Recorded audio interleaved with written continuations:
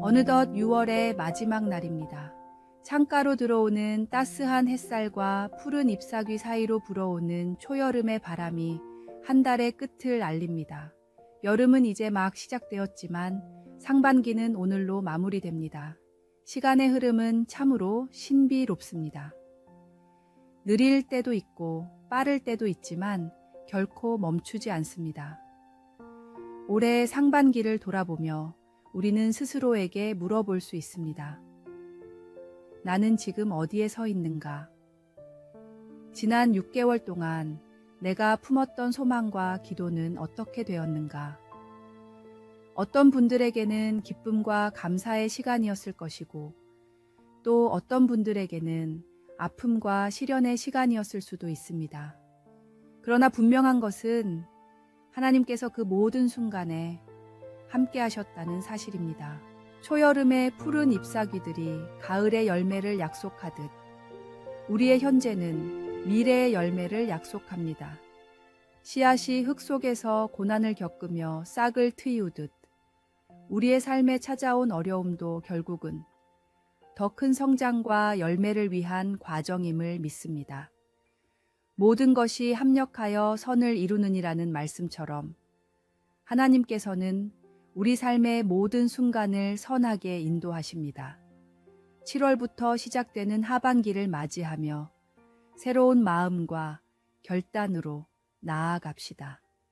초여름의 푸르름이 가득한 이 계절, 우리의 영혼도 그렇게 생명력 넘치는 푸르름으로 가득 채워지기를 소망합니다. 오늘의 말씀, 우리가 알거니와 하나님을 사랑하는 자, 곧 그의 뜻대로 부르심을 입은 자들에게는 모든 것이 합력하여 선을 이루느니라. 오늘의 만나, 감사의 제목을 하나씩 찾아보세요. 어려웠던 순간 속에서도 하나님의 손길을 발견할 수 있을 것입니다. 그리고 하반기를 위한 새로운 소망과 기도 제목을 정해 보십시오. 하나님께서 놀라운 열매를 맺게 하실 것입니다.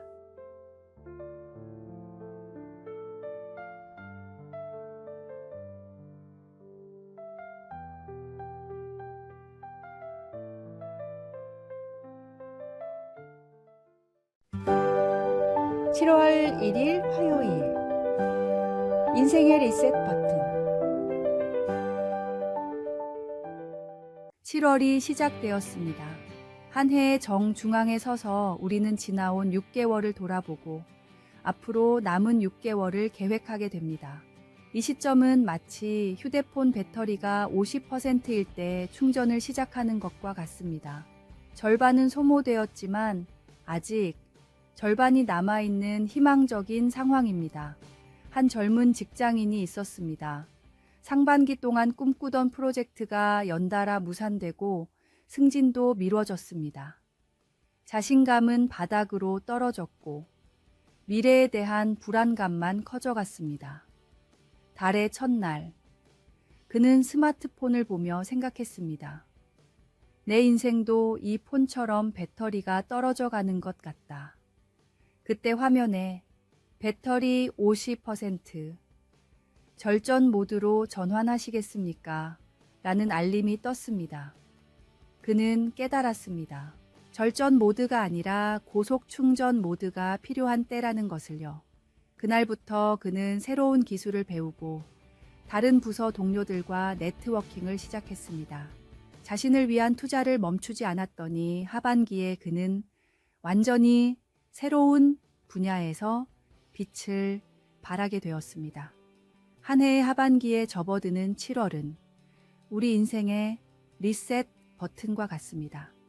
상반기에 실패나 아쉬움이 있더라도 하나님께서는 언제나 새로운 에너지로 우리를 충전해 주십니다. 한 해의 중심에서 우리는 다시 한번 주님께 우리의 마음과 계획을 업데이트할 수 있습니다. 과거의 실수는 경험이 되고 미래의 계획은 소망이 됩니다.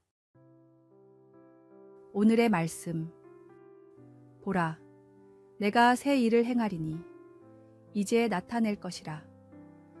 너희가 그것을 알지 못하겠느냐? 반드시 내가 광야의 길을, 사막의 강을 내리니 오늘의 만나. 지나간 오류는 삭제하고 새로운 비전을 다운로드하며 다시 시작하는 용기를 주님께 구해봅시다.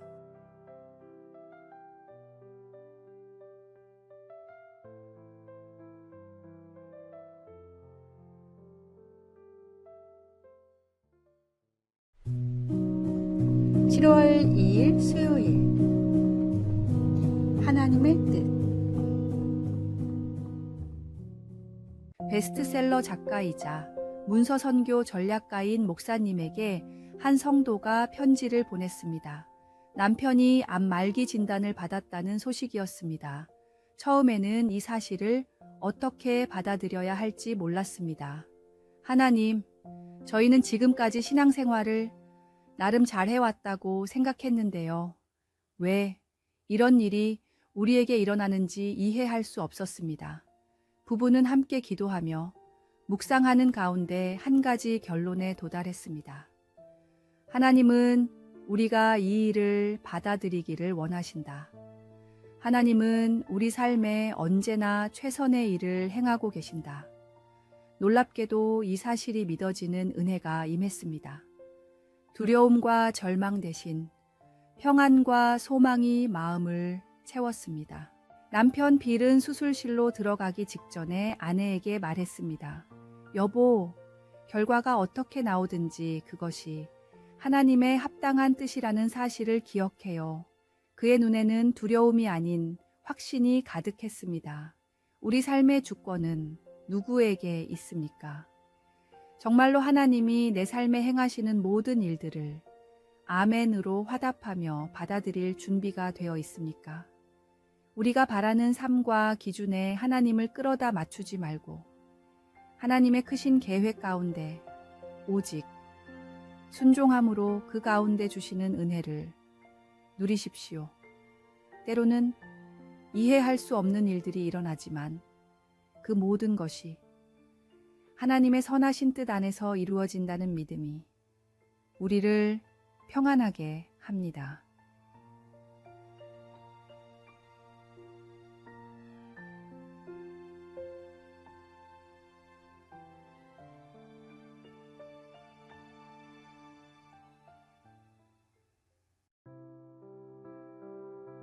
오늘의 말씀.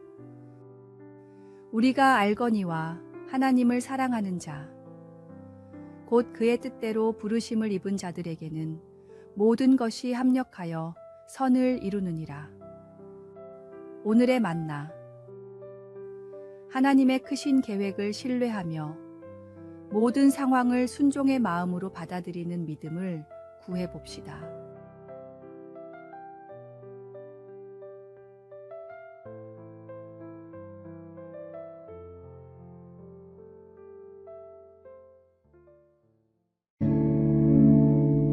(7월 3일) 목요일. 언제나 찬양하라.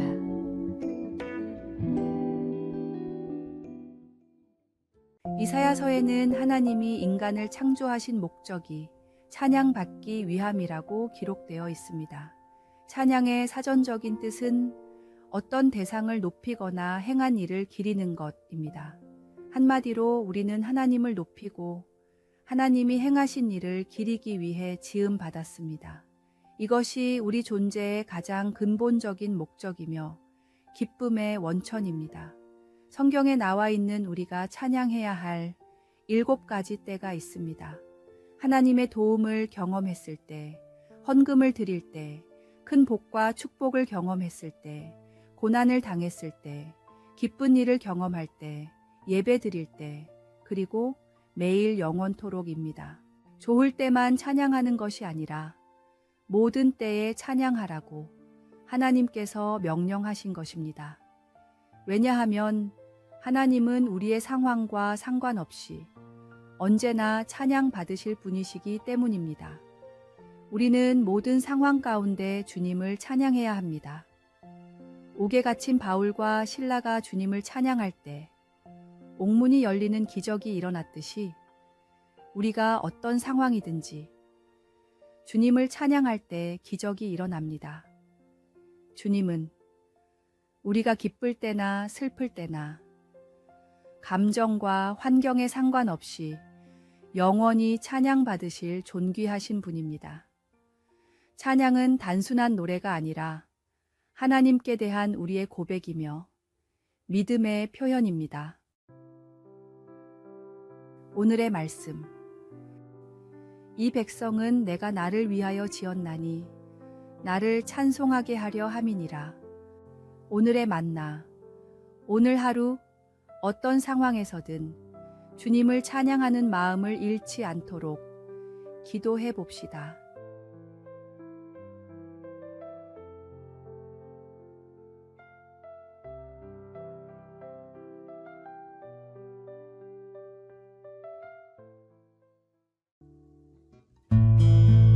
(7월 4일) 금요일. 무늬 없는 베트카.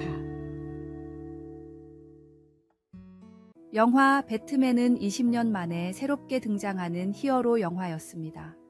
감독부터 배우까지 최고의 캐스팅이었고 만화에서나 볼 수 있던 주인공의 비밀병기 베트카까지 실제 주행할 수 있도록 정밀하게 제작되었습니다. 영화 역사상 거의 처음으로 시도되는 일이었기 때문에 제작진들은 완벽한 결과물을 만들어내기 위해 온 힘을 다했습니다. 제작진은 차를 완성하자마자 팀 버튼 감독에게 차를 보여주며 한껏 자랑했습니다. 제작진이 만든 베트카는 만화에서 보던 것과 똑같이 정교했습니다. 세부적인 디테일 하나하나까지 완벽하게 재현된 멋진 작품이었습니다. 그런데 한참 동안 차를 살펴보던 팀 버튼 감독이 제작진에게 물었습니다. 그런데 이 차는 어떻게 탈 수 있나요? 제작진은 외관을 정교하게 만드느라 문 만드는 것을 깜박했다는 사실을 그제야 깨달았습니다. 결국 제작진은 차의 외관을 완전히 교체하고 문을 새로 만들었습니다.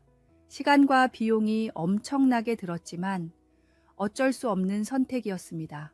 아무리 잘 만든 차라도 문이 없으면 탈 수 없는 고철일 뿐입니다. 마찬가지로 우리의 행위가 없는 믿음만으로는 하나님을 기쁘시게 할 수 없습니다.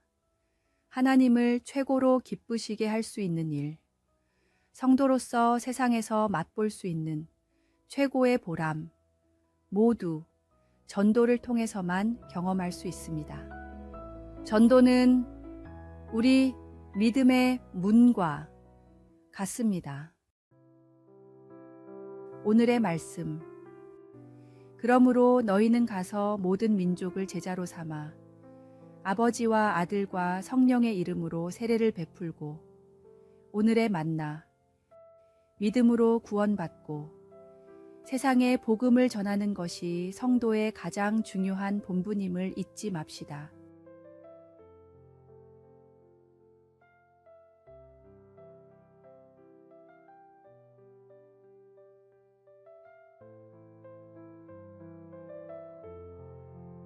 아래의 빨간색 글자 구독을 누르시어 더 많은 전도의 열매를 맺으시기를 기도합니다.